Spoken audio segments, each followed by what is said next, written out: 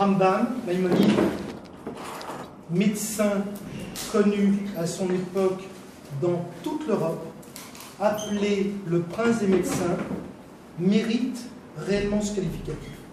Il est né en 1134, il est mort en 1204, et il a une vie pleine, aussi bien sur le plan du judaïsme, il écrit des Mishneh Torah, il écrit des Écailles, qu'au niveau médical.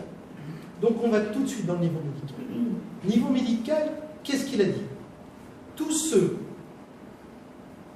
qui suivront nos conseils, sous-entendu mes conseils et les conseils du Talmud, puisqu'il a puisé ses connaissances essentiellement dans le Talmud, je m'engage à ce qu'ils vivent vieux jusqu'à un âge avancé, en bonne santé, sans jamais connaître la maladie et le médecin. Je répète parce que c'est quelque chose de familier. Rambam, Maïmonide a dit: je m'engage à ce que tous ceux qui écoutent nos conseils vivent jusqu'à un âge avancé sans connaître la maladie ni le médecin. À part, bien sûr, ceux qui sont nés avec des infirmités de la naissance pour lesquelles il ne pourra pas intervenir. Quels sont les conseils qu'il nous donne? Il nous donne des conseils dans différents domaines. Alors, je vais parler des domaines plus simples, on va dire entre guillemets, d'abord, et le domaine le plus important, c'est l'alimentation, après, qui va nécessiter beaucoup plus de temps. Premièrement, ne jamais se mettre en colère. Ne jamais se mettre en colère. Ne jamais s'énerver. Comment il nous dit? Si à un moment, tu es énervé, tu es en colère, tu es remonté contre les personnes ou contre toi-même, isole-toi dans un endroit. Inspire. Si on peut expire. en voiture. Comment? Si on est en voiture.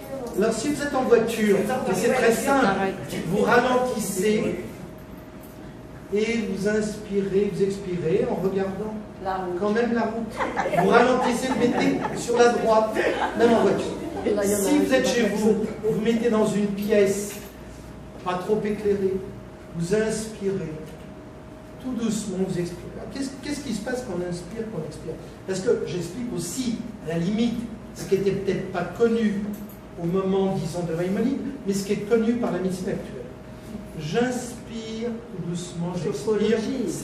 Comment? La sophrologie. Non, pas du tout. Non? Rien à voir. Pas du tout. Okay. Pas du tout. Qu'est-ce qui se passe quand j'inspire, j'expire, on va dire 7 à 8 fois? D'abord, j'oxygène mon organisme, bien évidemment. J'évacue le gaz carbonique, mais surtout, je rétablis l'équilibre du système nerveux autonome. Le système nerveux autonome, c'est ce qui permet de mettre en action notre vie de tous les jours. C'est-à-dire, ça équilibre la fonction cardiaque, la fonction respiratoire, l'estomac, l'intestin, le foie, le pancréas, tous nos organes. Quand nous avons, le cerveau également, quand nous avons un tonus sympathique beaucoup trop élevé parce que nous sommes en colère, notre tension va grimper, notre fonction respiratoire va être malmenée, notre pancréas va avoir des problèmes au niveau des sécrétions d'insuline, risque de diabète si on a un diabète malgrade, notre fonction rénale va mal se passer, et comme ça l'infini. Donc, je répète, je suis énervé, je ne suis pas bien, je pense à des idées qui ne me font pas plaisir. J'évacue. J'inspire, j'expire, surtout je rééquilibre mon système nerveux autonome. Première chose. Deuxième chose que Rambam nous demande, souris à la vie. Sois heureux. Un des conseils de Rambam. Que